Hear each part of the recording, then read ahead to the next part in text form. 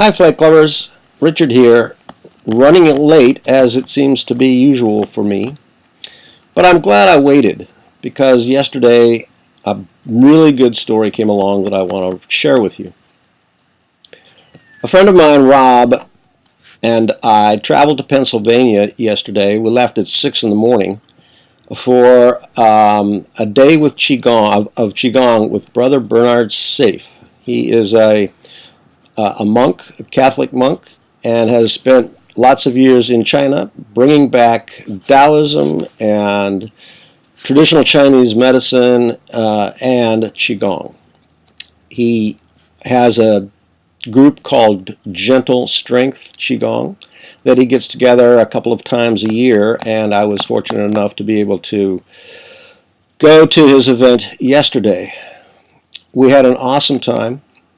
It was fun to watch how he handled Qigong across a 6-hour period for about 25 people. I learned a lot just in watching him do that. After lunch, he held a door prize drawing, a kind of a fun way to bring the group together and keep us together and liven things up after a nice meal. And he had us write our names on pieces of paper. It was a very simple drawing approach. Put them in a bag, and he had various in the bag. We got to the third name. He was drawing for 4 prizes, very nice things, a couple of books and a couple of DVDs for Qigong.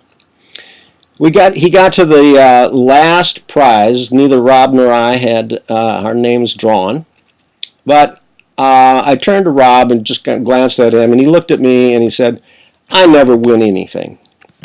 In that typical way that we always kind of adopt, that I just don't usually win these things. My reaction was, "Not with that attitude, you won't." And he immediately changed his words and said, "I always win." And the next name that was drawn, and I'm saying within 3 seconds, his name was drawn from the bag. Not only that, but he got the last prize, and it was the one he would have wanted and would have taken even if his name had been first. So I said, "See, a simple change of attitude is all it takes." Later that afternoon, we are on another subject altogether, but Bruce Lipton's book, The Biology of Emotions, The Biology of Belief, came up. And in that, Bruce Lipton talks about the placebo effect. He also talks about the nocebo effect. Well, I couldn't resist. I immediately told this story on Rob about his change of perspective vis-a-vis winning. And we all had a good laugh over that.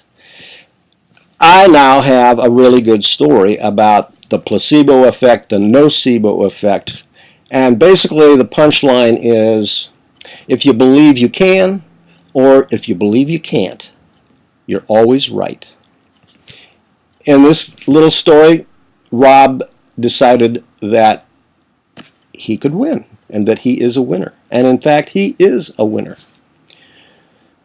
So, Flight Clubbers, whether you believe you can, or you believe you can't, you're always going to be right. I leave you with that. Thanks for listening.